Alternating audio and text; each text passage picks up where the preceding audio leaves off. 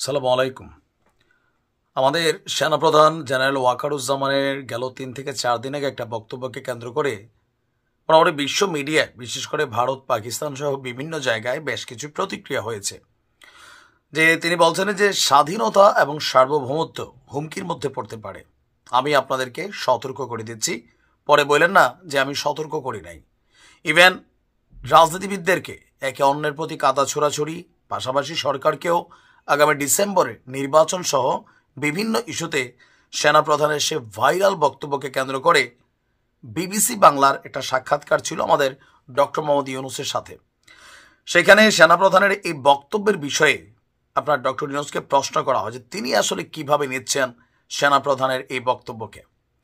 তো বিবিসি বাংলাকে দেওয়া সাক্ষাৎকারে আপনার প্রধান উপদেষ্টা বলছেন, সেনাপ্রধান চাইলে নিজের মতামত প্রকাশ করতে পারেন, সেক্ষেত্রে সরকারের সমর্থন করা বা না করার বিষয় নয়, তবে হ্যাঁ, ঐক্য নষ্ট হলে স্বাধীনতা এবং সার্বভৌমত্ব বিপন্ন হবে।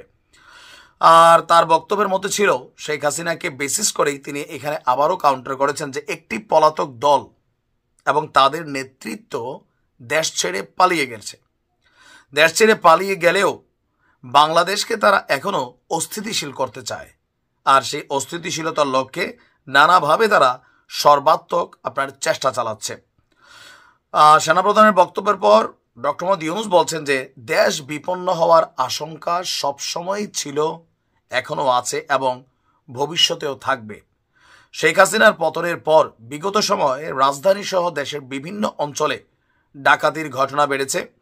সরকারের হিসেব অনুযায়ী দেশের ডাকাতির মাত্রা আগের মতোই রয়েছে। চলমান পরিস্থিতি উন্নত করতে কাজ করছে সরকার। মানে ডক্টর ইউনূস বলতে চাচ্ছেন যে দেশে যে ডাকাতি ডুকাতির ঘটনাগুলো আমরা দেখছি, এগুলো ফেসবুকের বরাতে দেখছি, কিন্তু এই ধরনের ঘটনা আসলে স্বাভাবিক সবসময় ছিল। কিন্তু কিছু জায়গা আমার মনে হয় ডক্টর ইউনূস তিনি নিজেকে ফ্লোতে নিয়ে গেছেন। এই যেমন ধরেন মহাসড়কে গাছ ফেলে ডাকাতি, মাঝখানে লম্বা একটা সময় কিন্তু আমরা শুনি নাই, হয়তো এটা কদাচিৎ হতো, বাট ইদানিং সময় হাইওয়ে রোডগুলোতে ডাকাতের একটা মহা উৎসব চলছে। যাত্রী বেশে গাড়ির মধ্যে পিস্তল টিস্তল নিয়ে মহা উৎসব চলছে। এখন চাইলেই কি সরকার এটাকে আসলে থামাইতে পারেন না? এইটা আরেকটা ইস্যু ভাই।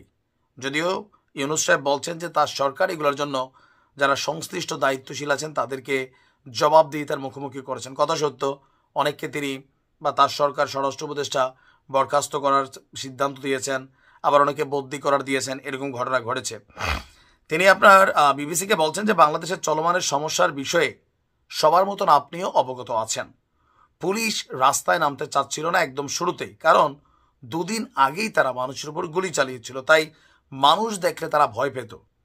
কাজেই তাদের ঠিক করতে আমাদের কয়েক মাস সময় লেগে গেছে। এখন মোটামুটি ঠিক হয়েছে, আবার নিয়ম শৃঙ্খলার দিকে আমরা রওনা হয়েছি।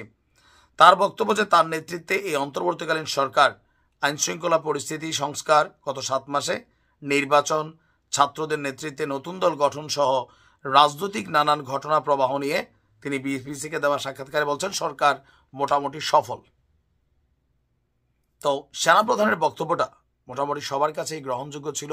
বাংলাদেশের মানুষ অস্থিতিশীলতা পছন্দ করছে না, রাজনৈতিক দলগুলোর কাদা ছোড়াছুড়ি পছন্দ করছে না।